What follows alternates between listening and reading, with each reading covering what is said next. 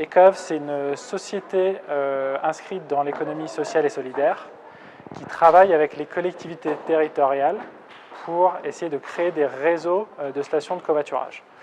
Donc, ces réseaux de stations de covoiturage, ils existent pour une raison. C'est parce que donc, le covoiturage au quotidien, il a plusieurs caractéristiques qui le distinguent vraiment du longue distance dont on a l'habitude, type Blablacar.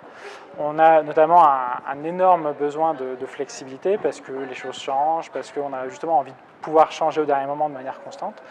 On a besoin également d'avoir un usage répété qui est facilité. Et surtout, on a des trajets qui sont donc de courte ou de moyenne distance, ce qui fait que l'argument financier est beaucoup moins incitatif, même si dans le volume sur l'année, il reste quand même important. Concrètement, comment ça marche, le service Covat ici? Quand un passager a envie de se déplacer, il se rend tout simplement à une de ces stations de covoiturage. Il va s'identifier sur une borne avec son numéro de téléphone et un mot de passe qu'il a choisi. On va lui proposer un ensemble de destinations.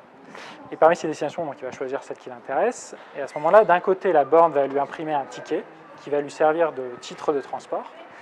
Et en même temps, on va prévenir le maximum de conducteurs pour que ce passager parte assez vite.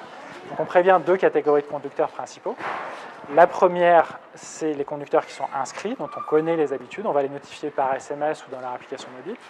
Et on a également, on va prévenir tous les conducteurs qui passent juste devant la station au moment donné. Et on le fait avec des écrans d'information lumineux sur lesquels on va afficher un petit texte. Pour nous, travailler avec le laboratoire de la mobilité inclusive, c'était quelque chose d'assez naturel en fait, parce que de par sa nature, le service a été designé pour être vraiment inclusif, parce qu'on est dans un modèle de service public.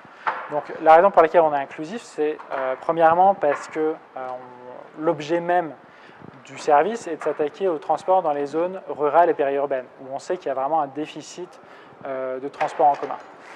La deuxième raison, c'est la tarification, qui est permise grâce au modèle de service public et qui nous permet d'aligner ça à peu de choses près avec une tarification qu'on peut retrouver dans les transports en commun pour un ticket de bus. Et enfin, on a vraiment pris en compte la dimension d'accessibilité depuis le début du service, avec notamment un service qui se voulait non dépendant de l'accès à un smartphone.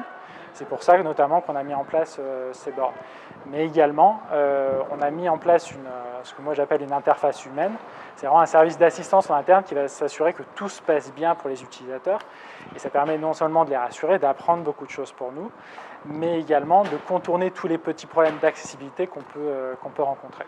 On explore aussi différentes variations du service.